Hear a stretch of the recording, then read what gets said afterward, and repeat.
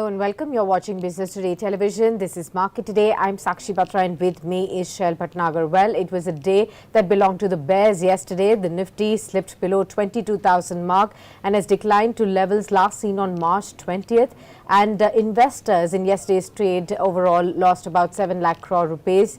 In trade, the Nifty is now down by about 2.3% for the week, and it also turned out to be the worst week so far for the Nifty in 2024. Shell, but any hopes that the markets will be recovering? At least there are global supports that are positive today. Good morning to you, Sakshi, and a very warm welcome on this lovely Friday morning, depending upon which side of the trading equation you are on, ladies and gentlemen, on Market Today. Sakshi has clearly said that yesterday belonged to the bears. Remember, it was also the weekly expiry of the Nifty. Let me just extend that argument and say that the entire week belonged to bears. We've had the worst fall on the Nifty since September 17th as far as the weekly change is concerned, and that, ladies and gentlemen, totals to somewhere like 850 points or 2.3%.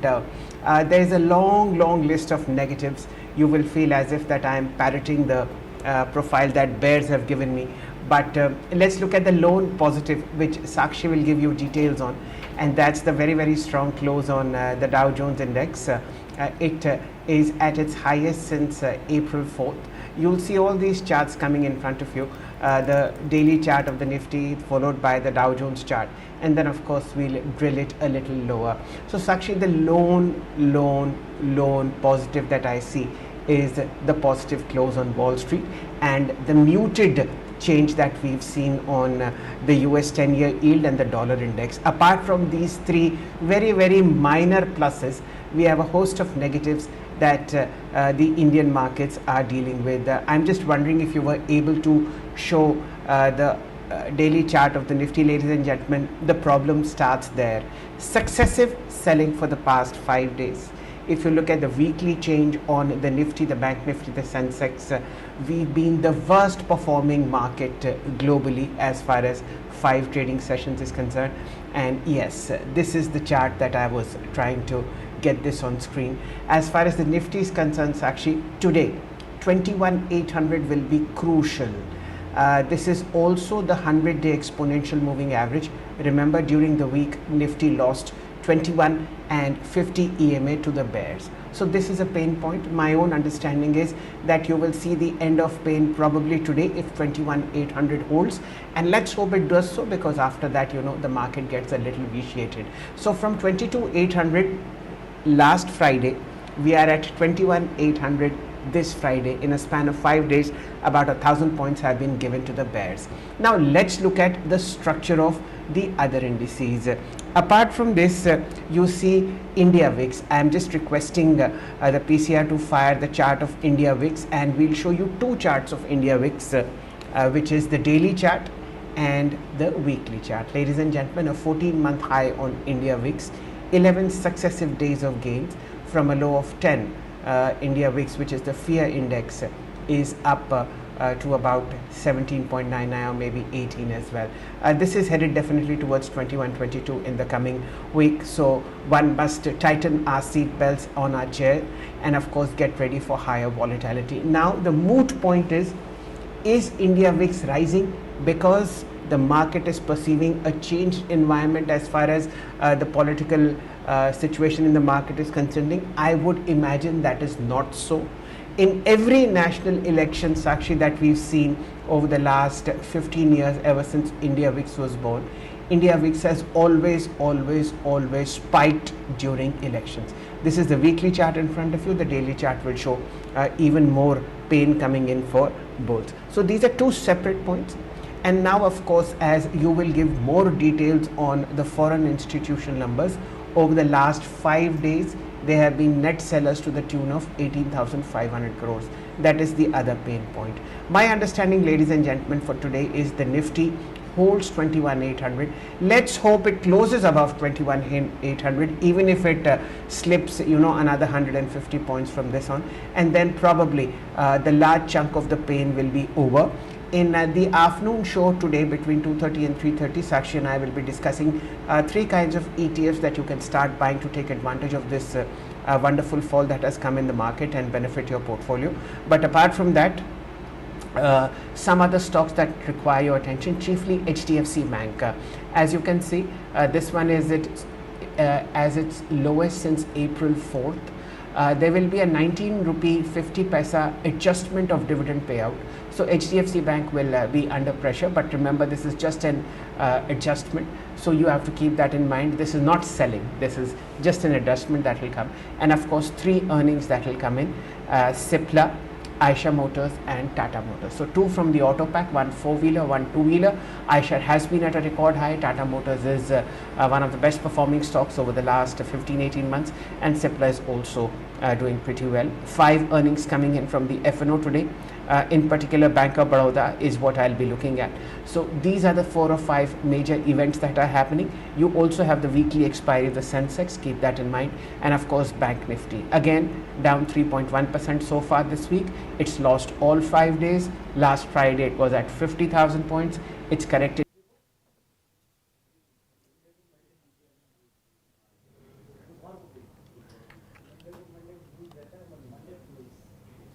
Right, I think there is some audio glitch there. We'll try and fix that for Shell. But meanwhile, let's also look at the global cues. Remember, the S&P 500 hit a one-month high as US jobless claims also rose, fueling speculations of the federal rate cuts going forward from here. The Nasdaq 100 index also edged higher on the back of gains in heavyweight stocks like Amazon. Remember, it was the Dow Jones Industrial Average that rose by about 0.8% and outperformed the Wall Street in the overnight trading session. This was the 7th straight session for the Dow Jones to inch higher. It extended its gains by 300 points in the overnight trading session. So very strong cues from overnight from the Wall Street. As far as the Asian markets are concerned, again, they also rose on the early morning trade on Friday, buoyed by the positive Wall Street performance driven by strong jobs data, reinforcing expectations of US rate cuts. Remember, stocks in Japan, South Korea, Australia gained along with Hong Kong futures as well. So all across the board, you do see signs of green, and that could be something positive for the Indian markets again today. Hang Seng up by over 1%. 0.7% of gains for the Nikkei and the Kospi, and Shanghai index up by about 0.2% as well. Now, as far as the benchmark indices Sensex and Nifty are concerned, they could be opening on a stronger note as the GIFT Nifty is indicating a positive start with a gain of about 70 odd points. So we'll keep an eye out on that. Remember, as far as the foreign institutions flows is concerned, they continue to remain heavy sellers in the cash market. In the last 4 sessions of this week, FIIs have been selling anywhere to the tune of 19,500 odd crore rupees worth of stocks in the Indian markets. In yesterday's trade, FIIs sold about 6,994 odd crore rupees worth of stocks. To offset that, DIIs pumped in about 5,642 odd crore rupees worth of stocks as well. We'll also keep an eye out on the key earnings that have come out after the market hours yesterday, and the stocks that you need to keep an eye out on. So BPCL, it came out with the earnings on a standalone Q-on-Q basis. Revenue up by 1.6% at 1.1 lakh crores. EBITDA was strongly higher by about 47.9% at 9,213 crores. Margins improved by 250 basis points at 7.9%. The net profit improved by 24% at 4,224 crores. Also, as a bonus issue, the company has announced a bonus of 1:1. Remember, it was HPCL yesterday that announced one free share for 2 shares held as a bonus, and now BPCL has announced a 1:1 bonus too. Abbott will be in focus. The consolidated year-on-year numbers show that the revenues have improved 7%. EBITDA was up 17% to 330 crores. Margins up by 205 basis points, so to about 22.9%, and the profit improved by 24%. Again, good set of numbers. Relaxo Footwears on a year-on-year basis has reported a revenue decline of about 2.3% at 747 crores. EBITDA, however, improved just marginally to about 2% at 120 crores. Margins came in at higher at 16.1% versus 15.4%, although it was the profit figure that was down by about 3%. From the oil and gas space, I'm keeping an eye out on Mahanagar Gas. On a consolidated Q-on-Q basis, revenue improved by 2.7% here to 1,613 crores. And when we talk about the EBITDA, that had declined by about 11.9% in this quarter to 395 crores. Margins also sharply down by 410 basis points to about 24.49% from 28.6% earlier. And the net profit also declined by 20.4%. So a weak earnings this time around for this company. Hikal Pharma, when we talk about this one, consolidated year on year, we've seen the revenue down by about 5% for this one at 514 crores, although the EBITDA has improved by about 7%. Also, the margins have improved by about 223 basis points at 18.3%. However, the net profit is lower in trade. So those are some of the earnings that I'm keeping an eye out on. Shail. Ladies and gentlemen, we'll also be on the lookout for the market reaction on State Bank of India. Now, here is a tragedy which is worth noting even by Shakespeare. You have India's largest, biggest and most profitable bank coming out with a record quarter on almost any parameter that you can think of. Higher net interest margin, lower gross non-performing and net performing assets, a very strong growth in credit. And at that point of time, it is the bank Nifty that sort of tumbles down and down, whereas it should have actually celebrated SBI's earnings and gone higher. So SBI is something that we'll be keeping an eye out. A host of reports coming in. I'm so Sakshi will give you some details on those, but keep an eye out on SBI. This is an opportunity of perhaps 2024 to have SBI at 819, 820. Any dip towards maybe 750 or maybe even lower, or maybe around 775 today should be welcomed with open arms and looked forward to. Sakshi, do you have any brokerage reports on SBI upgrades? I believe Kotak has come out with a very good one, target being 1000.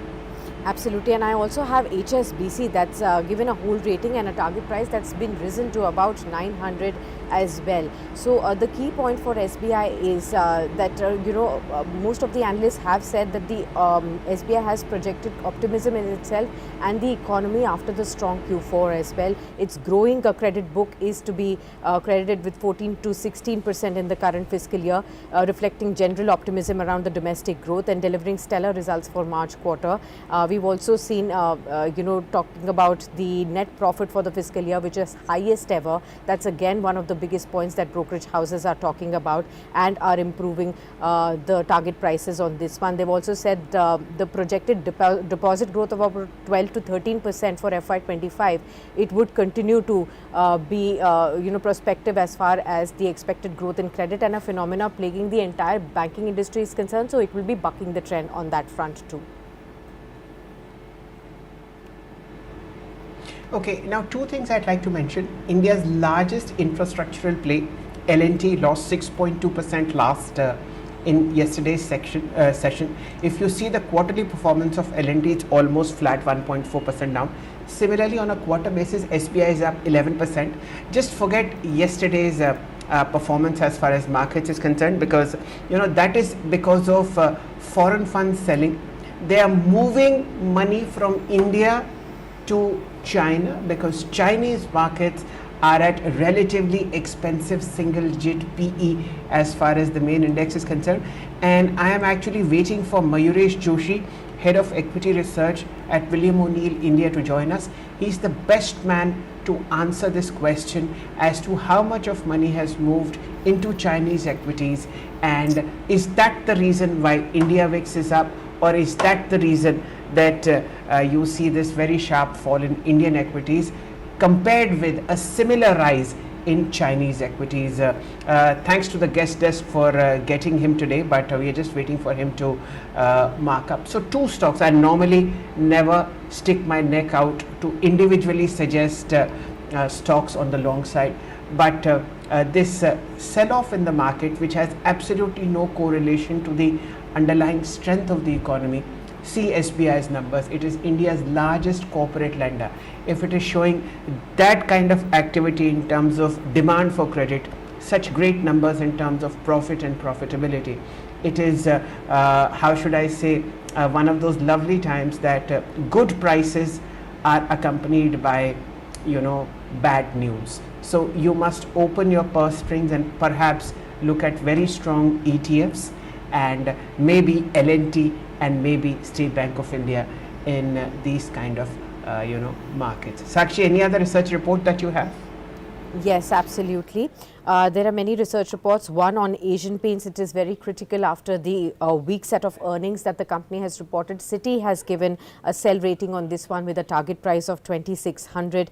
Now, Citi believes that a price cut of 2.4% in fourth quarter bundled with the downgrading has led to a 1% revenue decline despite the 10% volume growth here. Even though the gross margins have improved, both EBITDA and PBT have declined, and this is led by higher investment in the brand and marketing and negative operating leverage. What is also a big concern among brokerage houses is that the continued higher competition from bigger players entering the market and therefore disrupting the space, and therefore this could be also a question mark on whether the leader will be able to retain the market share on that front as well. And of course, the kind of price cuts that the management has to take to remain competitive in that space would be a continued pressure, and the margins could be also in the continuous pressure zone in all across FY25. So those are some of the points that have come in as far as Asian Paints is concerned. I think we do have Mayuresh Joshi with us.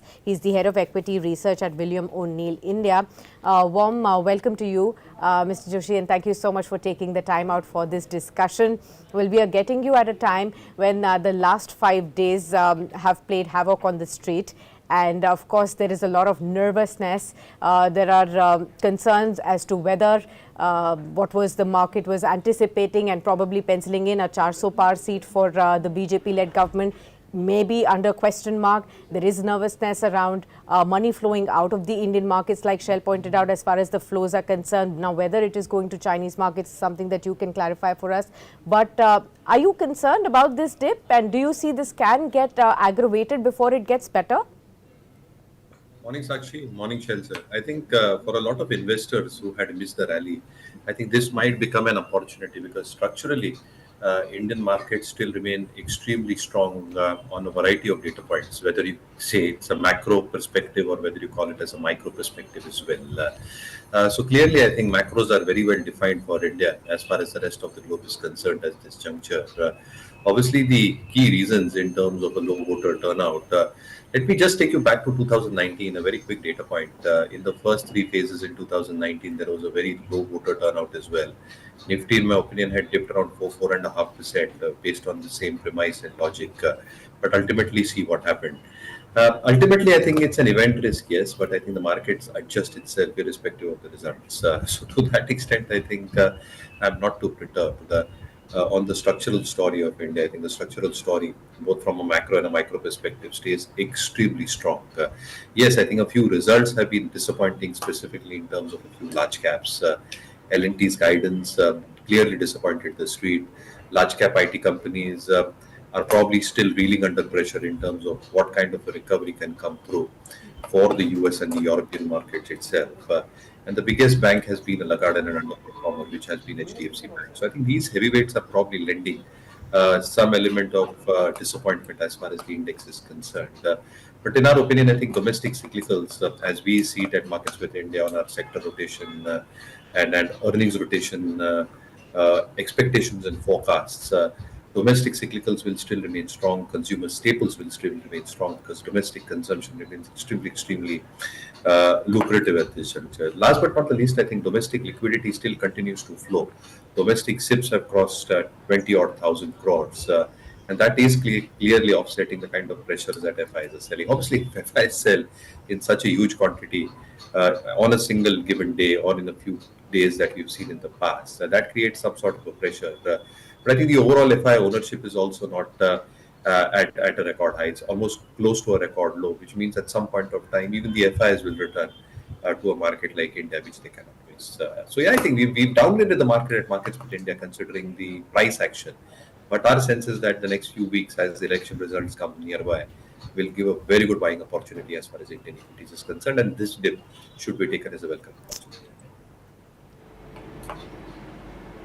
Okay. Good morning to you, Mayurishi, and once again, thank you so much for taking the time out. You are the right person that I'm looking forward to.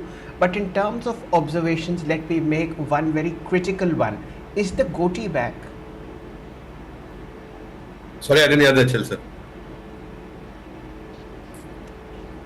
I'm saying in terms of one very critical observation, I'll make one. Is the beard back?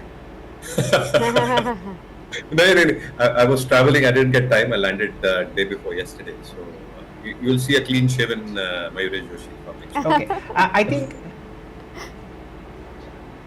Okay, I think you must keep this goatee because you know all through last year when you had this beard, the markets were going up, and you know these are very critical things, Mayuresh. You must not take them lightly. Now I have started spiking my tea with a lot of sugar, and I am hoping that you know this very interesting totka of mine will work. Please keep the beard. You know, if you keep it for 1 week, you will see the markets turning around, and then you will see, you know, how keenly I observe things. Just give it a week and then shave it off, you know, somewhere like 26th of May. Trust me, this will work. But coming to the most critical part. I will do that, Shel sir, and also keep some lemon slices with water. देश और बाजार के लिए yes, देश और बाजार के लिए ये इतना तो बिल्कुल. Okay, ladies and gentlemen, we'll now begin the most critical discussion. I'll request the PCR to first fire the Nifty chart and then the Nippon Hang Seng ETF. Mayuresh, you are the right person to get this conversation going. We've seen sustained selling by our foreign friends to the total of 18,500 this week. And of course April was huge, somewhere like 45,000 crore rupees. This is the Nifty chart in front of you, and sustained selling. And now will come the Nippon India Hang Seng ETF. This is how Indians are investing in overseas markets, chiefly the Hang Seng index. This is the one. Now tell us what is the evidence that you have, because you head a global organization, you have all the data. Is money truly moving to Chinese equities across the world? Part of it is, but again, I think let me give a very interesting fact to you, Shel sir. I think the leveraged ETFs across the globe have increased substantially in the last few weeks. So what you're probably seeing is that the risk on from a retail appetite is increasing every passing day. You had seen a similar trend, and we have been observing a similar trend in 2021, 2022, where leveraged ETFs had hit an all-time high, which is a very, very similar fact as we see right now. And you saw what happened after that. I think deleveraging of positions, unwinding of positions created a huge kind of a drawdown into the markets as well. So I think a part of the flows are going in, not substantially into the markets. The risk on rally is also being exhibited by the fact in terms of the bond selling that is happening. Look at the kind of bond selling that has happened across the globe, and specifically the US market with a fall in the 10-year yields as well, because of the data points that have also come through. So I think the combination of both these factors is an indicator that we are watching very, very closely. And therefore, what I said is that we remain a little bit cautious onto the markets at this juncture. There is a culmination of a lot of these factors coming through, including perception about our domestic factors as well, which might create some amount of upheaval as far as global and the domestic markets are concerned. But as I said, as if this happens, as the correction happens, the froth gets off, the valuations become a little bit more clearer. Again, I think the markets give an opportunity, if that correction does come through, for retail investors who have missed the rally to probably come through, and even institutions to start building positions, which they have not been able to do that aggressively in the last few weeks. So I think it's a good, healthy sign if it comes, if the market does correct because of all these conditions put together. But ETFs and the leverage position is a little bit of a concerning factor for us, along with the bond selling. So I think that risk on might be something to watch out for over the next few weeks. Okay, I have also shared the monthly chart of India VIX, ladies and gentlemen.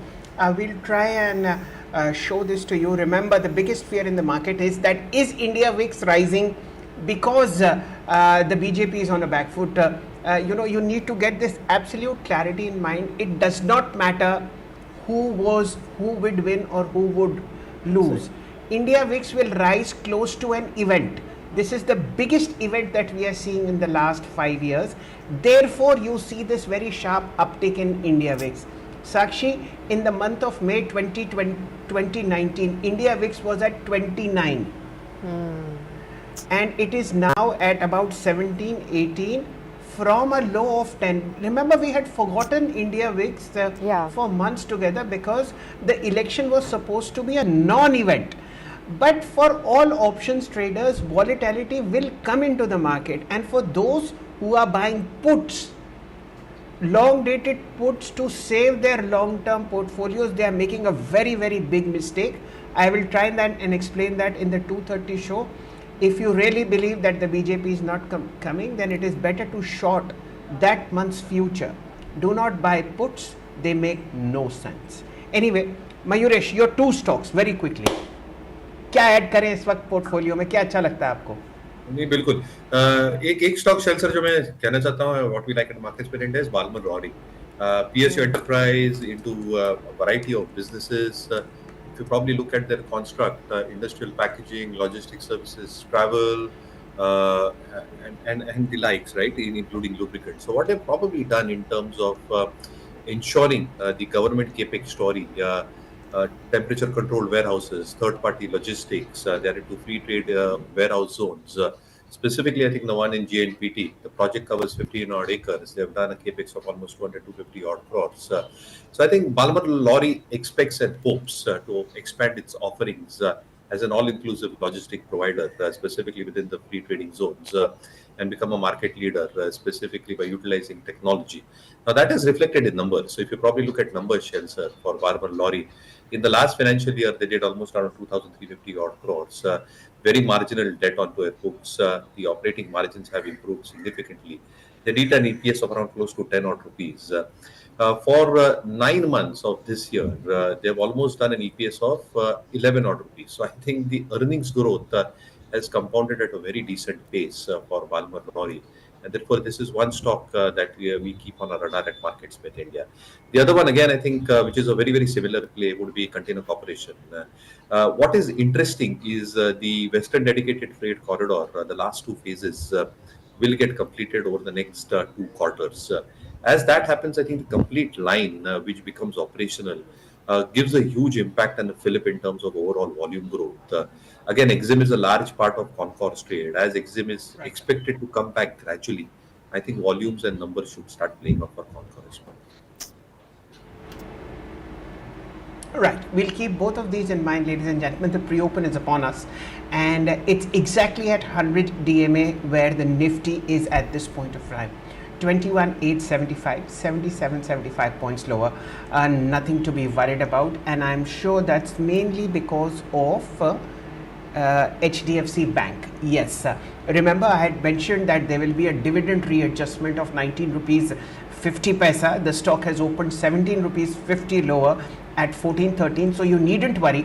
If HDFC Bank were flat, you would not be seeing this kind of a fall on the index. Bajaj Finance, ladies and gentlemen, sign of green, 2% higher, 67.50. State Bank of India, lo and behold, 13 rupees higher, 8.33. I also need a green tick on L&T, 0.5% higher, 11.35. So these, ladies and gentlemen, are the zones where sensible, deep-pocketed, long-term investors will offer support to the market. Let's do a very, very quick look into the F&O space, and then we'll get Mayuresh into the conversation. BPCL, 1:1 bonus, ladies and gentlemen, 19 rupees dividend, 6.5% higher, 628. What else is moving? Okay, some names I don't want to take on air, but let's look at the most active list. We have, in terms of gainers, Adani Ports 2.7% higher, 1279. Hero Motors 2.8% higher, 4899. SBI Coal India ONGC in the green. Let's look at the F&O space in terms of top gainers. It will give you a thread of how the market is thinking. That's the most important. I'll point out Abbott India, earnings boy, 1% higher, 25,650. I'll point out HPCL, again 1:1 bonus, 2% higher, 511. BHEL Coal India in the green, and of course You have, let me just mark two stocks that our friend Mayuresh had marked. They are again from the PSU pack. 20 Bama lorry about 1% higher, three-fourths of a percent higher, 280.85. And of course Container Corporation of India 998, a percent higher almost. Both of these stocks are consolidating near record highs. Sakshi, what are you observing? We should look at Asian Paints after the earnings, and severe downticks being seen and downgrades being seen from brokerage houses. So let's look at how that one has opened. Of course, it's a 0.4% of a decline, not that bad. So 2700 right now on that one. Let's also look at some other stocks like Relaxo Footwear, which have reported weaker set of earnings this time around, and see if there is any move on the downside on this one. We don't have the prices as of now on Relaxo Footwear. I think it's a Hero Moto that's inching higher. TCS is showing some kind of a tick on the higher side in the green. Let's look at SRF. That's another one that came out with the earnings, and brokerage houses have actually given an overweight rating with target prices all the way up to 2700. 1.4% uptick on this one as well. Let's also look at LIC. That's also looking at the April premium was up by 113% for this one, and the total APE has risen 31%. I think about 2% higher is what LIC is also opening at in trade today. We also have Solara Active. Let's look at that one. That also was in the stocks to watch list. It's the company has announced it will raise some money via rights issue, about 450 odd crores. Flattish trade on this one in trade today. Let's look at Brigade Enterprises from the real estate space. The company is going to be developing residential project in Bengaluru with a gross development of 660 crores. That could be an uptick. Quest Corp, let's look at that one. 0.8% of an increase on Brigade Enterprises. Quest Corp, I think, is opening high by 3.5% after the earnings. Revenue has risen by 1.4%, and the margins have also increased sequentially to 4%. So those are some of the stocks that I'm looking at. Mayuresh, your sense on Asian Paints first. How would you really look at the stock after the earnings? There are constant pressures from the high competition as well as price cuts that have led to this kind of a weakness in the earnings. How do you see the stock now? So Sakshi, I think the numbers disappointed. I think they were soft, no two ways about it. And what the street now probably perceives with the kind of competition that is coming through, the price cuts that have probably happened, it is doing some channel checks in terms of both enamels and distempers. Both the premium, the entry-level paints, the incumbent has probably cut prices quite significantly, which is leading to even market leader like Asian Paint and the other paint companies cut their prices as well. To a certain extent, I think how volumes will play out across the organized players and how the pricing environment behaves will definitely have a bearing and impact on numbers. So I think we'll wait and watch. It probably seems that the stock might just consolidate or underperform from a near to medium term perspective.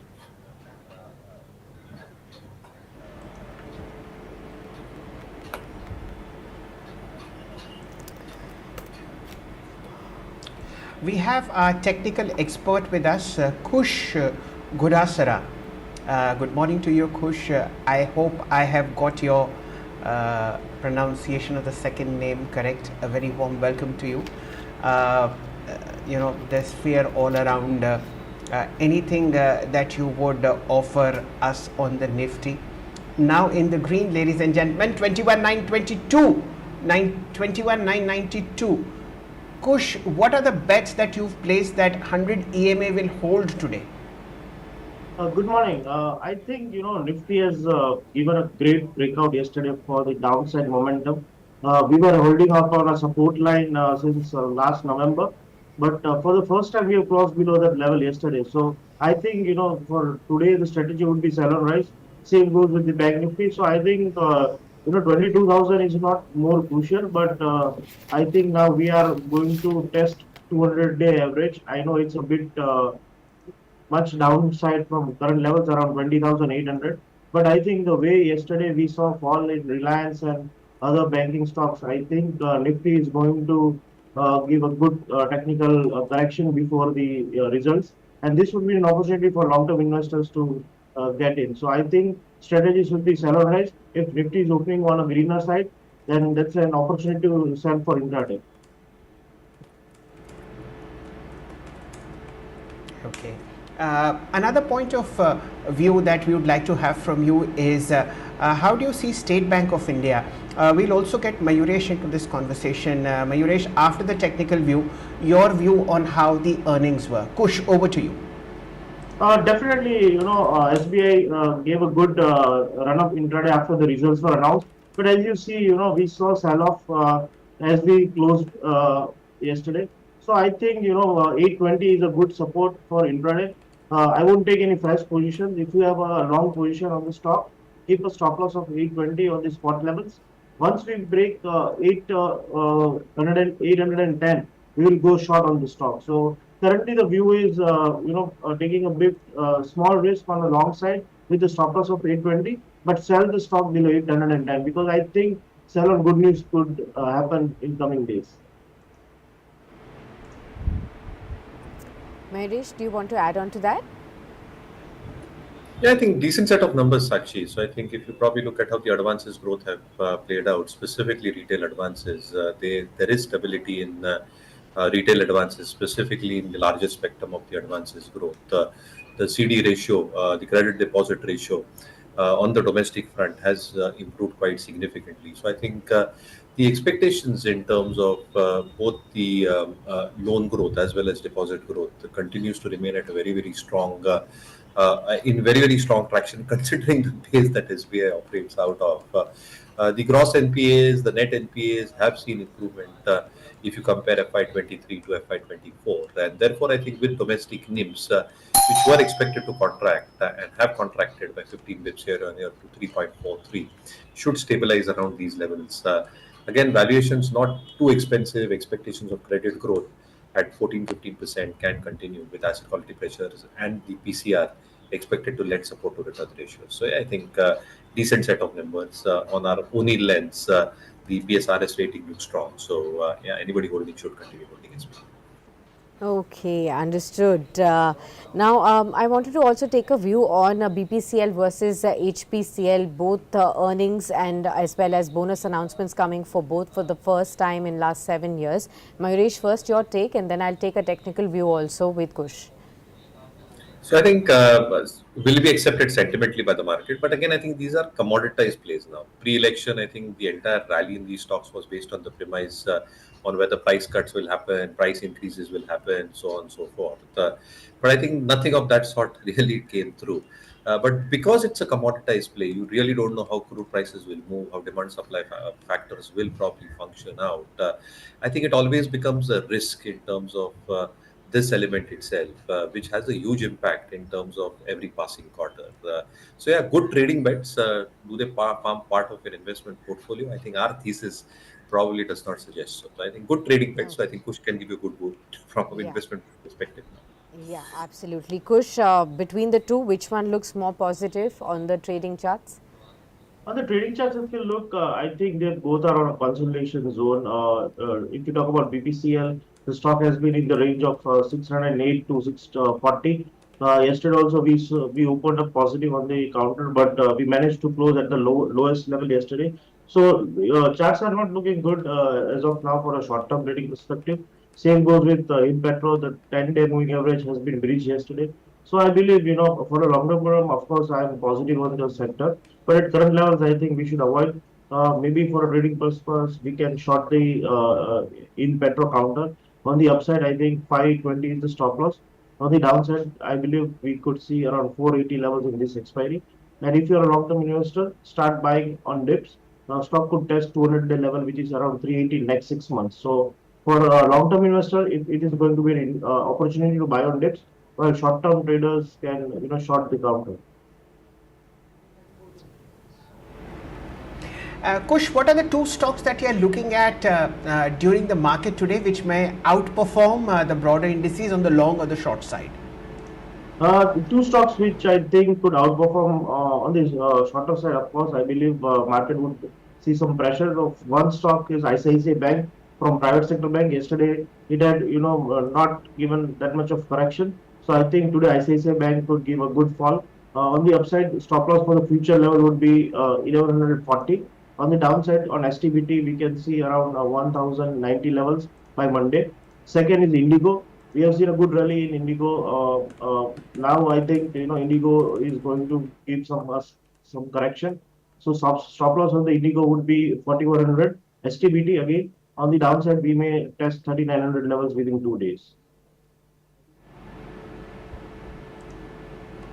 Fair point. ICICI is what we look at. Another very quick view, Kush, from you on L&T, now available at 200 DMA.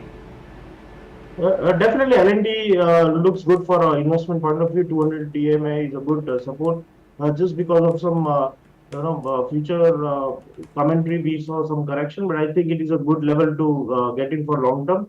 Maybe for the short term, it may consolidate because market are not looking good. So maybe short term traders can avoid this counter. But yes, long term investment looks good at current level. Around 3200 can be a stop loss. I think within next 6 months on weekly charts, 3800 is much possible. Okay, ladies and gentlemen, we are waiting for the market to open. Remember, the Nifty is in the green, 33 points higher, thanks to SBI, 21,990. And so is the Bank Nifty, ladies and gentlemen, 47,555, 67 points higher. I'll be watching out for reactions on SBI and L&T. Remember, a sterling set of numbers which have been taken for the cleaners for no fault of the bank and the company. Okay, SBI 1% higher, 821.90. Let's look at L&T, 11 rupees, 17 rupees higher, 32.90. These are juicy valuations to get into it. HDFC Bank, this is a dividend adjustment happening, 10 rupees lower, 14.30. How about Reliance, 7 rupees higher, 27.95. How about Infosys, 11 rupees lower, 14.29. We'll very quickly look at earnings reaction. BPCL 4% higher, 615. HPCL 1.7% higher, 509. PNB a percent higher, 123. We'll do a very quick detour into NSE 500 and look at the most active, most top gainers. I think it is Quest Corp. Sakshi mentioned a blowout set of numbers. Oh, it's readjusted, 633.45, nothing to be worried about. We have a strong move coming into RR Kabel, 1% higher, 1621. Nothing much. LIC is something that we need to look at. 113% rise in April premiums year on year. The counter 2.5% higher, 925. This is looking good. The index is now above 22,000, ladies and gentlemen. That's a big plus. Let's look at the gainers on the index. BPCL, NTPC, earnings boy Tata Motors up 1.2%, 1043. Coal India 1.2% higher, 449. Kush, coming to you immediately. Anything that catches your fancy? In the pre-open, we've touched upon 100 EMA. From there, it's a bounce back. What are you looking at? I was looking at Reliance, and I think Reliance seems to under pressure on hourly charts. So maybe in intraday, I would take a risk on going short on Reliance. Purely intraday call. Stop loss on the future level would be 28.20. On the downside, I think we may see 27.75. So Reliance is a risky intraday short. Stop loss of around 13 rupees on the upside, while target on the downside is around 28 rupees. Let's look at some of the other big movers now. Of course, Abbott is inching higher. In the F&O space, it's among the top movers, 3% higher after the earnings. You also have, a reversal of sorts in Manappuram and in Muthoot Finance as well. Remember, both these stocks were sharply down in yesterday's trade after RBI's directive on the cash loans. And Manappuram Finance is up by about 2.7% right now. Let's also look at how Muthoot is opening in trade today, about 0.2% higher in trade. Apart from this, in the F&O space, you do have stocks like Escorts Kubota that are back in focus, about 2.4% higher in trade for this one as well. Power space entirely is in the buzz. So you have NTPC, Power Grid, Coal India, all of them up and about. NHPC higher in trade as well. And then you also have the entire PSU stocks also doing very, very good, about 1.5% higher for the PSU index. And of course, the top movers being BPCL and HPCL on that front as well. Let me just ask you, Kush, could you give us your view on Manappuram and Muthoot? Are there chances of reversal now coming in after the statements from the management came in yesterday? Definitely, we saw some recovery yesterday also before closing, but I think the technical support levels of 10-day average which were taking support since the start of March has been breached yesterday. So I believe technically we are not still positive until we see 1680 levels on Muthoot Finance. So I think both of the counters are definitely on a sideways consolidation, but yet not a candidate to go along.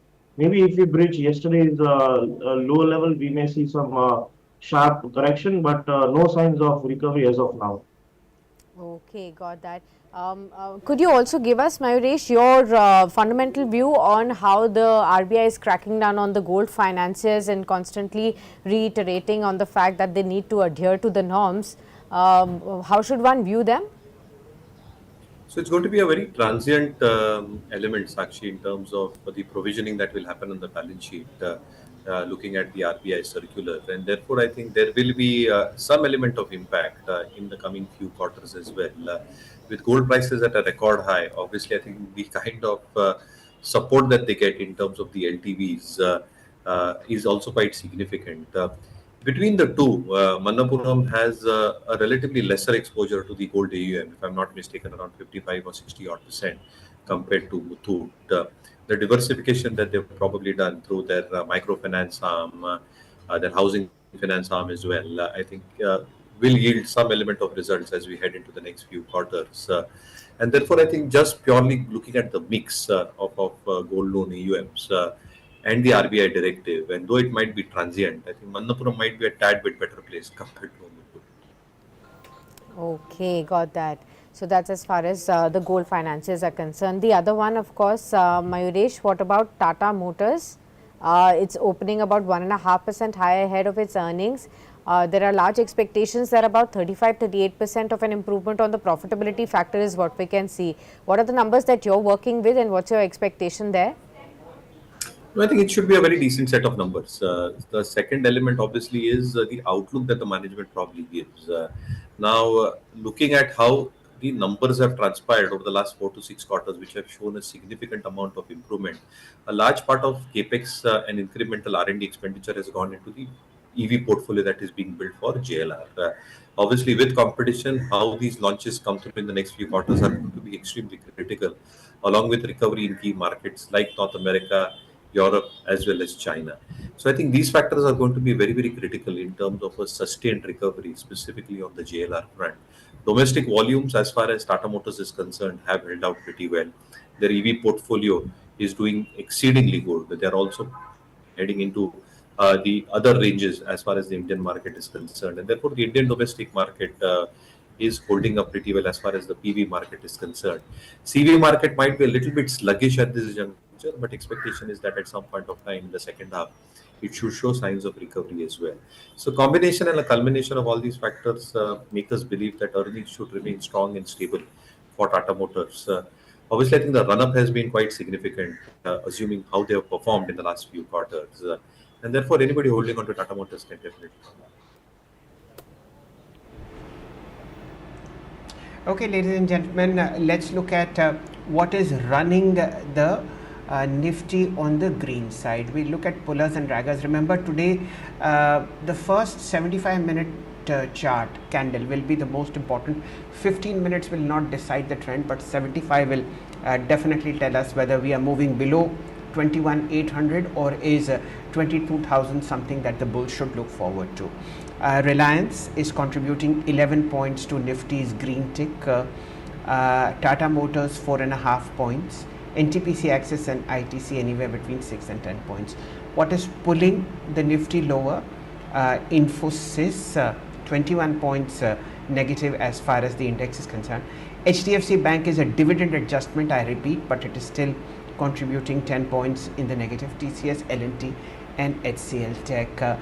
I so wish if this trend were sensible to talk about, but at the moment still 12-20 stocks on the National Stock Exchange are in the green, and 792 in the red. We are just looking at the overall granularity of how the markets are changing.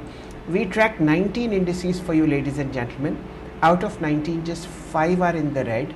The Nifty Energy Index, obviously led by HPCL and BPCL and Reliance, are in the green. The top performing index up almost a percent.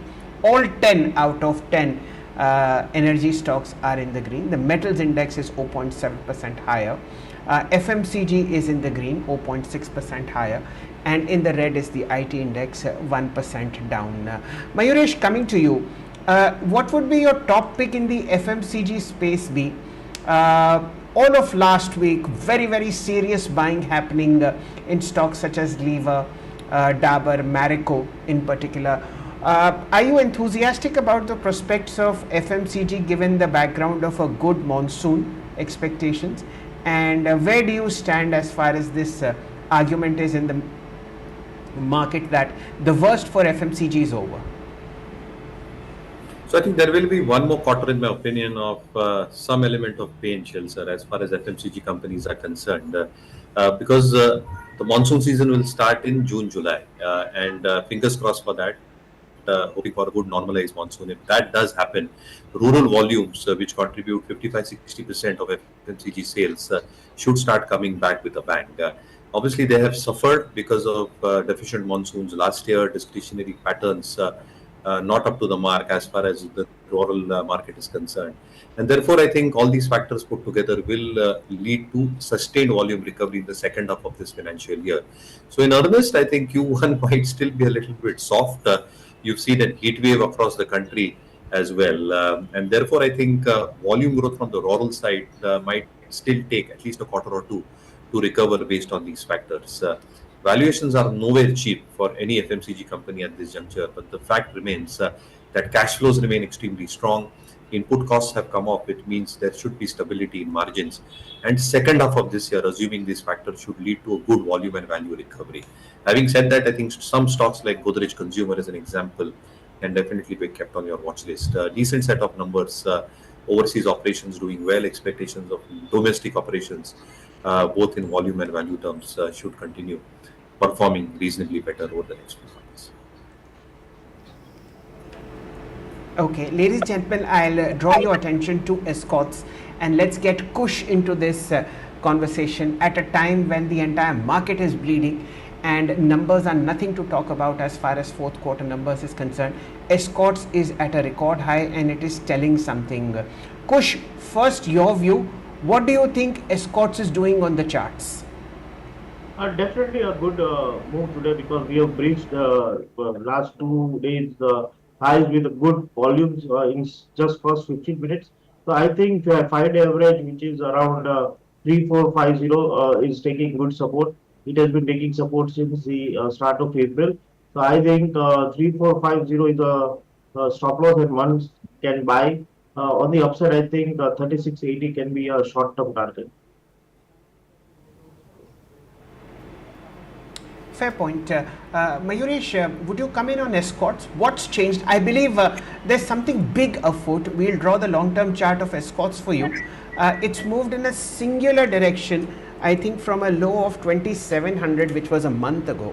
Okay, a low was 2827 on 1st of April to 3534. Nothing to talk about in terms of earnings. What are you gathering on Escorts, Mayuresh? So I think 3-4 factors, Shelter. I think the first factor obviously is the land ownership patterns in India. So I think more than 80 to 90% of farmers have a land ownership of less than a hectare. And where Escorts products probably fit in is less than that 30 horsepower, 50 horsepower category, which is sufficient enough to cater to that less than 1 hectare category. So I think one, the product mix is very appropriate.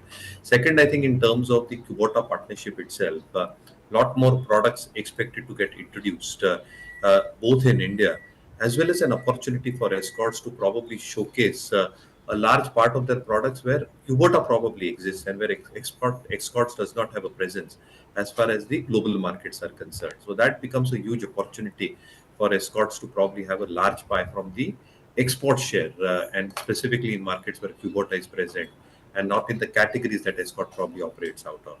The third element obviously is the expectations of monsoons, and if normalized monsoons do take place, as I mentioned, which is the expectation, and I hope that happens, the kind of degrowth that you've seen in tractor volumes should start picking up in this financial year. Last but not the least, if you're probably looking at the kind of numbers that Escorts has, the balance sheet that it probably possesses, very, very reasonable considering what has probably transpired in the last 1 or 2 years. And again, the emission norms, if they probably come through, will also lead to some element of pre-buying even in the tractor market. So I think these 3, 4 factors might lead to a better earnings story and growth in the next few quarters. Okay, ladies and gentlemen, the first 15 minutes of the market are more or less in our bag, and there are green candles on the Nifty. Now, is this a sign of intense short covering? I really don't know, but I am just taking it how it goes. 22,037 for you, 83 points higher. The Bank Nifty is also in the green, 96 points higher. And what is really interesting is how the broader advance decline is now improving in favor of bulls. About 1400 advances versus 647 declines. Remember, just about 2 minutes ago, the number was 1200 in the green. Now, what's really interesting, ladies and gentlemen, is that out of 19 indices that we track, now 17 are in the green. So the broader market is now treating this as an opportunity to get into at least some quality stocks. Let me just mark the advance decline ratio on the NSE 500. That will show you how the markets are thinking. Okay, NSE 500 has about 350 stocks in the green versus 150 in the red. Is the worst over? Well, we don't know. But like I said, today's first candle of the 75 minutes will set the trend for the rest of the day and perhaps for the week ahead. Now, let's look at the PSU pack. Remember, that's the highest beta space, and find out how markets are reacting. Okay, Business Today tracks, ladies and gentlemen, 78 PSUs for you. It's led by BPCL, 3% higher, 611. Manganese ore and Hindustan Zinc almost 3% higher, and of course LIC 2.3% higher, 923. Mayuresh, the love affair that the market has with metal stocks continues unabated. One pick from the PSU pack and one pick from the private sector space in metals that you believe will create long-term wealth over the next 2 years. So from the private space, my take is, and how we look at it at Markets India, I think EPS, RS rating, institution holding, Hindalco should definitely be kept on your radar. Yes, aluminum prices are at an all-time low, but one must also understand that aluminum inventory is also at an all-time low. So at some point of time, as the restocking starts taking place, LME prices will start picking up for the metal space as a whole. But the end users of aluminium, specifically in terms of lithium-ion batteries, as an example, where casing is a very integral component, and the end users, specifically in terms of the beverage market that it operates in Novelis, the cans, and the recycling of those cans as well. I think that is an important aspect in terms of where the numbers will come from. The other aspect, obviously, is the backward integration that Hindalco has in terms of its alumina mines, which is a very, very key integral component, which probably safeguards itself in terms of the entire operational efficiency perspective. And therefore, as volumes recover, as demand comes back, that entire leverage gets played out on its balance sheet as well. Again, very strong expectations in terms of guidance, both from Novelis and Hindalco, that has been given out. Some element of increase in terms of the overall debt ratios, but I think it should work out in its numbers if one has a medium to long term view as well. As far as the PSU pack is concerned, I think the pick that I probably gave, not necessarily from the metal space. Balmal Lorry is something that we continue to remain very, very optimistic about. Our belief is that the number stack up has been good. The expansion that it is probably doing is in the right areas, and that should yield good results as far as top line, EBITDA, and bottom line growth is concerned. Okay, so we'll keep an eye out on that space as well. Apart from this, it's the insurance space that's garnering some attention. We did point out to LIC that was up by 2%. Now, Max Financial is the one that's actually surging higher, 3.5% higher on this one. ICICI Lombard, ICICI Prudential, they're all up and about in the F&O space too. Kush, are you making sense of anything that's buzzing in the entire insurance space, and what looks positive to you here? Definitely, overall, for a longer term perspective, I think insurance space is positive, but for a shorter term, still I'm not convinced with the this rally because yesterday last since last 2 days we have seen a good correction. That's why candles are looking good on an intraday basis, but still on a positional basis.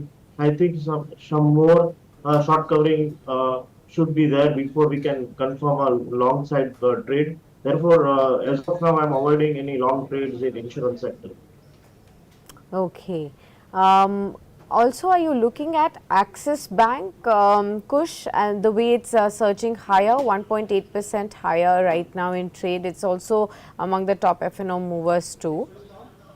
Definitely, Axis Bank looks good. I would buy on a little bit upper side confirmation. On the future levels, if you look at the charts, 5-day average is around 1148. So I will buy the stock about 1148 and sell the stock below 1121. It's in the range between 5-day average and 10-day average. So support is at 1120, resistance 1148. So I will take a directional call once it breaks the range. Okay. Okay, ladies and gentlemen, 9:35 for you. We are still in the green as far as Nifty is concerned. 22,000 probably is a support that the bulls will give their right arm for you, and therefore it will remain in the game. 47,555 on the Nifty bank. For some reason, there is a fairly sharp sell-off. Well, not exactly a sharp sell-off. 0.5% lower on the Nifty. IT index 180 down, 33,022. And let's also look at some new highs in this kind of a market. They of course give you an indication where serious money is moving in despite the pain and the carnage across the market. Escorts we've discussed, Vijaya Diagnostic Labs 2.2% higher, 745. These are the two 52-week highs in the market. Volume buzzers, where is money moving in terms of gains? It is of course Vijaya Diagnostics. At this point of time, about 150% of 5-day volume is traded, 8.28 lakh shares. Castrol. Now this is really interesting. This is a deep value multinational stock which is available at very cheap valuations, 4% higher, 196. What we'll do is we'll first get Kush's view on what the technical charts are telling us. Remember, these moves are critical to be watched at a time when there are broader sell-offs happening, and a jump in a price is accompanied by a surge in volume. Remember, we are just 15-20 minutes into trade, already 1.26 times 5-day average is traded on Castrol. Kush, your view on Castrol? Castrol has taken strong support around 185. It has been taking support at this level since the start of this year. So I think 185 is a good support.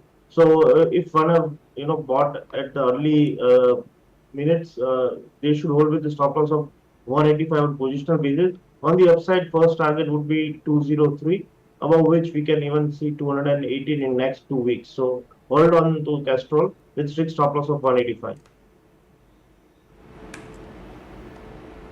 Okay. Before we bid you goodbye, Mayuresh, would you hold a view on Castrol? So far, if you see, the all-time high on this one is about 272. This was in December of 2014, and we are somewhere like 195 now.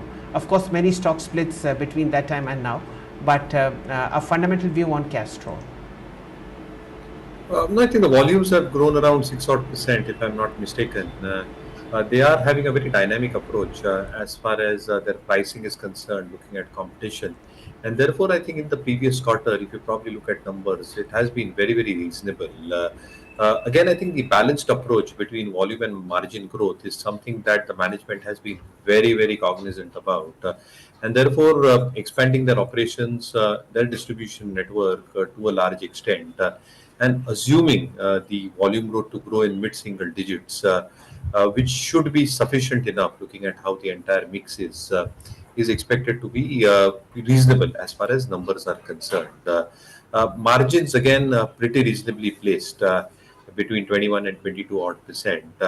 How the base oil prices probably move is extremely important for lubricant players like Castrol, and therefore I think managing their cost, volumes, and the margin performance becomes very, very critical, which they've managed to do and expect to do going forward as well. So yeah, I think the momentum probably can continue trading above few key averages we track it at Markets Better India, but not very definitive at this point of time. So I think any trader who probably is looking at a momentum trade can probably look at Castrol. Fair point. We look at this from this point of view of just momentum and not look at anything strong in terms of fundamentals. Thank you, Mayuresh, and what a pleasure to have you. I hope you will realize the importance of keeping your goatee in place, remember, because of this, Nifty is in the green today. Thank you so much, and I will do that. Okay, and next time you come, again, auto is in great fashion. We'll be discussing our favorites, Tata Motors, Hero Motors, and Aisha. Okay, ladies and gentlemen, time to bid goodbye to Mayuresh, and we'll get back into the markets. Well, pressure has increased, and what has happened exactly at 9:37 is that the gainers have slipped below losers, which will mean that you will now see selling increase in the broader markets as well. And as if on cue, the Nifty 500 is now in negative territory, 44 points down, 20,300. Anything of consequence, Kush, that you can watch in the markets? I think, as you said in the opening minutes, sell or rise is a good strategy, and Nifty in green is an opportunity to short. So I think one of the stock which I just initiated for my clients is on Maruti.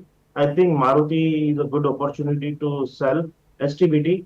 If you look at the counter, since the opening minute, it's the pressure in the future levels. So with the stop loss of 12,700, we can short Maruti STBT. On the downside, we may see 12,300 levels soon. All right, as rightly pointed out by Shail, we are seeing increasing selling pressure. Even the PSU stocks which were hovering in the green are losing all them early morning gains as well. So you have IOC, you have Coal India, HAL, Steel Authority, Container Corp, BEL, NMDC, those kind of stocks that have all come down from the day's high point. And the solace being in probably the FMCG names like ITC that have been gaining ground, about 2.2% higher in trade now, Nestle, HUL.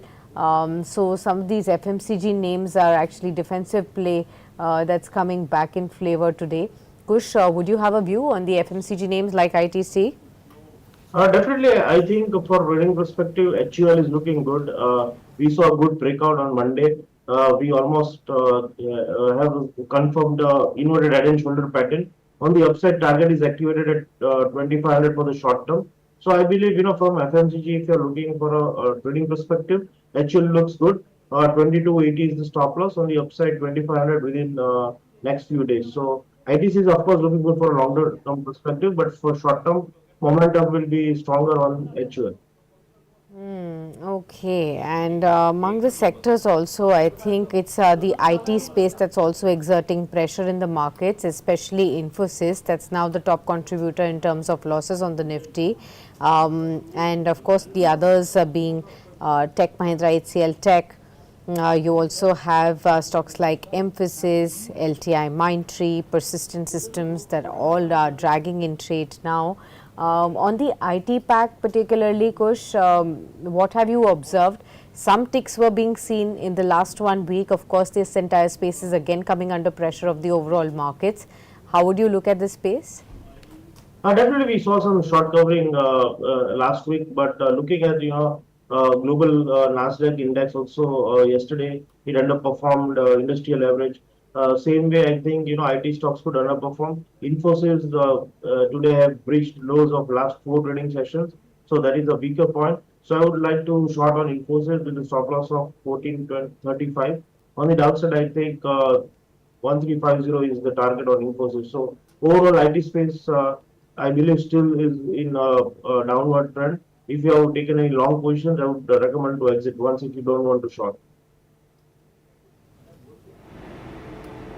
Okay, ladies and gentlemen, this is such a wonderful fight that happening between bulls and bears while the broader markets bleeds. It's the Nifty that gains strength. Remember, if there is a trader who has been lucky enough to short this market and has continued with his shorts, will now square up. They will not let these trades continue over the weekend because we don't know how volatile global markets can be, and if you have a profit in your trade, it is always better to book it and transfer the money back into the bank. So as of now, what we see in the market is ladies and gentlemen, the Nifty 100 points higher, the bank Nifty 175 points higher.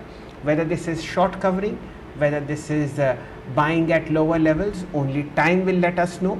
But what has happened is that 21,800 today has been supported by the bulls, and the bears have backed away. My feeling is that we should see 22,000 somewhere being kept with the bulls. Let us see how the day pans out. Let me again highlight what is being contributing to the Nifty's uptick today. Let's look at the pullers and draggers. It's ITC. So remember, market is now moving towards defensives. When did you see last ITC contributing 22 points to Nifty's uptick? I can't remember.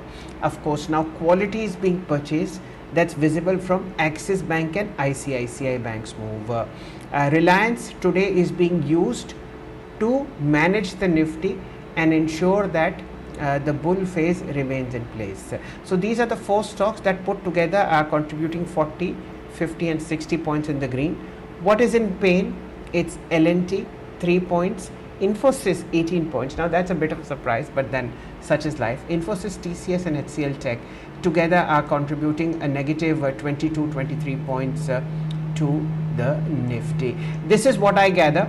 One needs to be hopeful, and given the fact that you've seen a 2,500 point correction on the bank Nifty in the last 5 trading sessions, 7 trading sessions, and an 850 point correction in the Nifty, this could be a swing trade in the making. Whether this is a dead cat bounce, whether it is something that we will regret to see or sell on rise, only time will tell. But for the moment, things look good. All sector leaders, Maruti days high 1%, Reliance days high 0.8%, ICICI Bank 0.6% higher. All sector leaders are now inching towards in the green, and of course you have now a century on the Nifty on the green side, 22,061. Sakshi. Okay, let's again look at if we can spot any buying action from the pharma space. It's Sun Pharma that's coming back, Kush. Is there anything that you spot on the charts that could be carried on the positive chart? Definitely, Sun Pharma looks good. We have taken support at yesterday's low. That level around 1508 is a good support. So I think 1508 is a stop loss, and one can buy Sun Pharma. On the upside, we may see 1580 in next 2 days. Okay, understood. So that's as far as Sun Pharma is concerned.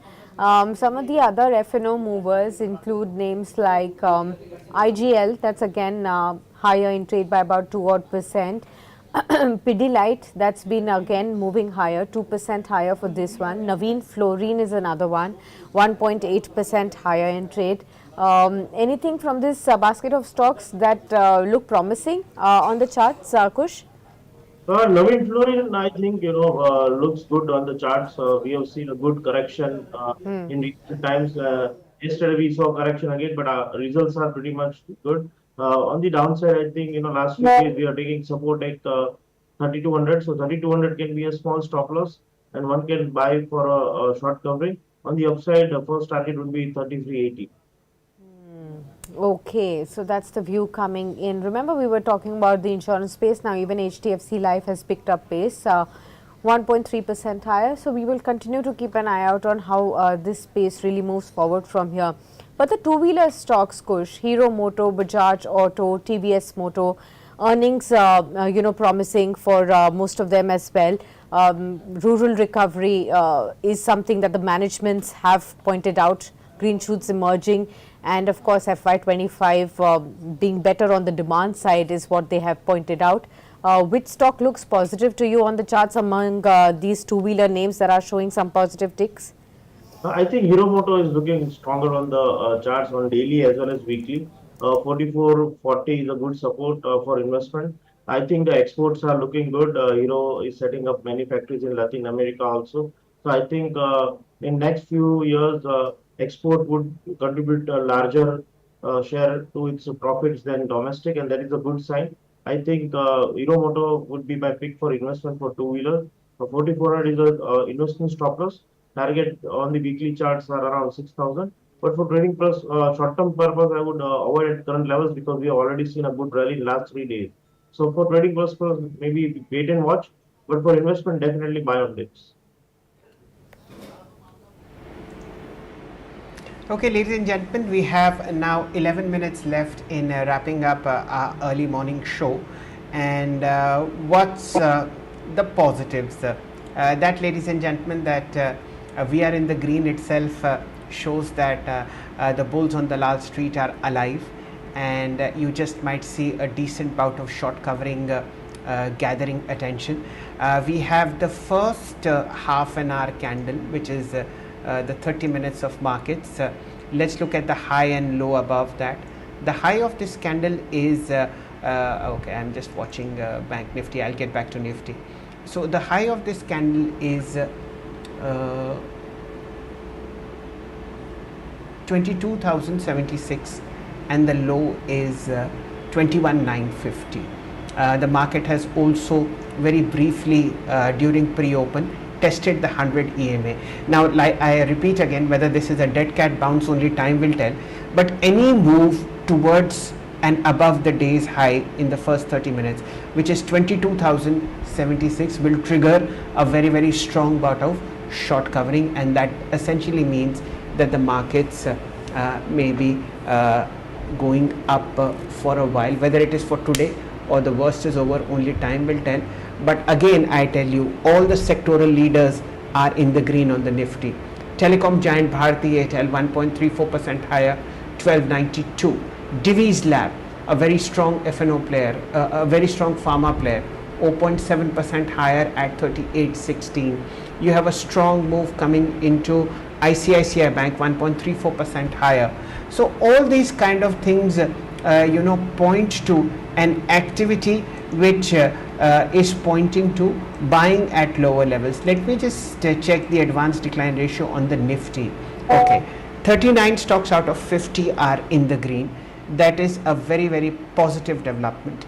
And let's look at one very important thing, which is the volume and how many in those volumes are in the green. So let's look at the most active list, and you will find within the Nifty a strong move coming in on Kotak Bank. Now this is very interesting. Kush, Kotak Bank is the top traded counter in the green, 1646. All possible bad news is now priced in.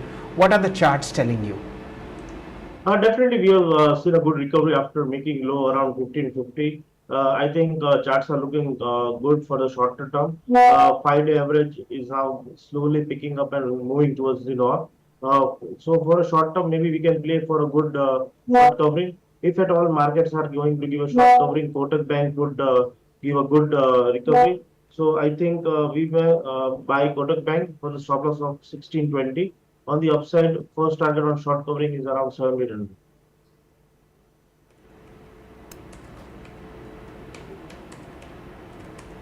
Okay. Sakshi, what are you watching? Maybe Right. Vijaya Diagnostics? Yes, it's at a 52-week high. Even yesterday it was in momentum and continues to move up higher as well. I was looking at the 52-week high stocks and a whole host of names that are flashing in on that front, despite the overall weakness that we are seeing in the markets today. Apart from Vijaya Diagnostics, there are other stocks as well. I'll pull out the list, but meanwhile, Zen Technologies, Endurance Technologies, Hindustan Zinc, Vedanta, SAIL, these are the movers on the higher side. So I'll take these two separately. Kush, if you could tell us, Zen Tech and Endurance Tech, do you see this move continuing? Definitely, I think Zantec, I don't think we are seeing any good momentum unless and until we move above 1000 level, because those are the short-term resistance. Definitely, we are not witnessing any volume support also. If you look at the volumes, still we have not got average volumes also in the opening minutes. So definitely wait and watch. I think around 840 levels, Zantec is a good opportunity to go long or buy. For short term, right now I would avoid the count. Okay, so I do have that list of 52-week high stocks. Vijaya Diagnostics continues to move up higher, 4.2% higher at 761. Escorts Kubota, which we have touched upon, 1.5% higher. Netweb Technologies continues to soar at a 52-week high level at 1993 odd levels, 0.5% higher for this one. V-Guard Industries, that's at a 52-week high, 4.5% higher at 358 odd levels. How are you looking at V-Guard, Kush? Remember this entire last 1.5 months, the entire space of summer related stocks has been in the buzz. Consumer durables, everything that's working with capital goods like ACs, refrigerators, etc. How about related ancillaries like V-Guard? Definitely, VGAR was in a consolidation zone until yesterday. We saw momentum, strong volumes building between 340 to 355 level. Today, we have breached that resistance level. I think VGAR is looking good for a short-term rally. 347 can be a stop loss. On the upside, we may see 375 levels. But is this also the metal space like Hindustan Zinc, 4.5% higher, Vedanta up and about in the F&O space sale? Would you chase this momentum? On the better stocks, maybe I would still wait and watch for a day or two, because we have already seen a good rally. For example, in Vedanta, we have seen a good rally from 270. Risk to ratio is a little bit unfavorable. As an investment point of view, I would hold the stock, but better stocks I would wait for a 2 to 3% correction to go long. Then it would be much safer to go long. Okay, ladies and gentlemen, just 5 minutes left. Now we are in shouting distance of 22,100. Remember, the short covering has perhaps started to kick in after the first 30-minute high has been taken out by the bulls. Now let me give you some very interesting data when it comes to the map of the market. We'll go into NSE 500. There are 3 stocks which are more than 5% higher. One of them is Sakshi's favorite, Jupiter Wagons, 5% higher, 442. We have Endurance Technologies. It has nothing to do with technology. This is an auto ancillary, 5% higher, 2063. And of course, Hindustan Zinc. About 277 stocks apart from these 3 are up between 0 and 3%, and there are 9 stocks in NSE 500 which are up between 3 and 5%. We remember we discussed Paytm yesterday. I had briefly touched upon it. Now 4% higher after yesterday's 5% climb. 347 still not out in the woods. Wealth Company 361, 763, 4.4% higher. CAMS Services. CAMS needs to be looked at. It came out with a very strong set of numbers. Profit rose to 103 crores for the quarter gone by versus 74 crores in the year ago. Castrol we've discussed, and IGL was something that Sakshi focused on. Now let's look at more important index, which is the NSE 100. There isn't much to report here, but look at the advanced decline ratio. 73 stocks out of 100 are in the green. Let's look at the small cap index. 42 plus 2, 44 in the green, 55 in the red. Okay, nothing to be worried about. Again, CAMS and Castrol figure here, and let's look at the mid cap 100. Okay, 62 stocks are in the green and 38 in the red. What's worthwhile in terms of price action is Paytm. I will not be taking a technical view on that one, but a swing trade in the making, ladies and gentlemen, is in Titan. Before we let you go, Kush, Titan, what is the market telling you? 1% higher, 32.78. Stock is into consolidation zone. After the results, we saw to a 200-day average breaking at around 34.30 for the first time in last almost 2 years. So I believe investors are a bit reluctant to buy at current levels. Maybe a consolidation might be a prolonged on a time noise basis. 3100 on the downside and 3300 on 3350 on the upside. So this would be a consolidation zone. So I would avoid for a short-term trading, but definitely after next quarter, maybe we'll buy for a long term. So avoid this stock for short term. Okay. All right. Kush, many thanks for being with us on this very special edition and sharing with us all your thoughts and ideas in terms of stocks and strategies on the markets. 150 points higher in trade on the Nifty, 22,111 right now. When we talk about the sectoral move that we are witnessing, of course, it's the mid caps and the small caps that have slipped into the red. So the broader markets are exerting some pressure along with the Nifty 500 basket. And apart from this, sectorally, IT is down 0.5%, mainly led by heavyweights like Infosys. It's a 0.5% decline even for the PSU banks today. About a 0.75% cut on the realty space as well. But the rest of the market in terms of sectors still holding up. Percent high on the FMCG, largely led by ITC, 0.5% increase in the financial services and the auto space as well. Metals 0.5% higher, Pharma about 0.8% up. Private banks still holding up by about 0.4% odd, and led by the likes of Axis Bank and even IndusInd Bank, ICICI.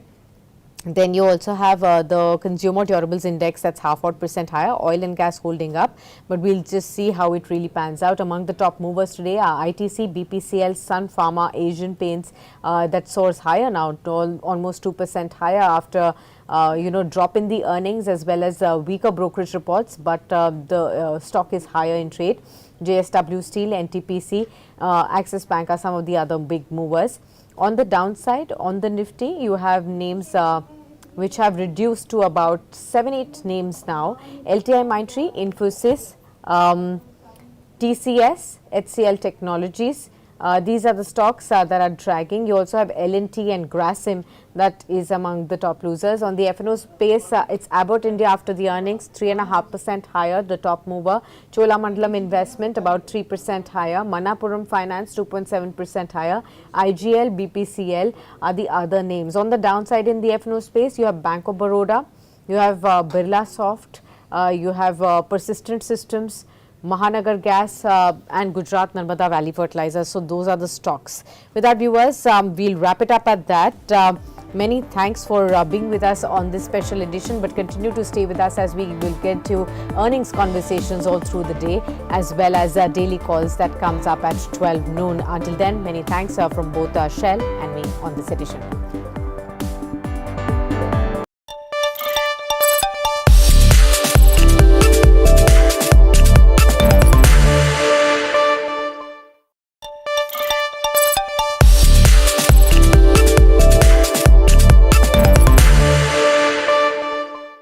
Rajesh, are you also looking at positively in the entire space of the gas and the oil and gas space, which has been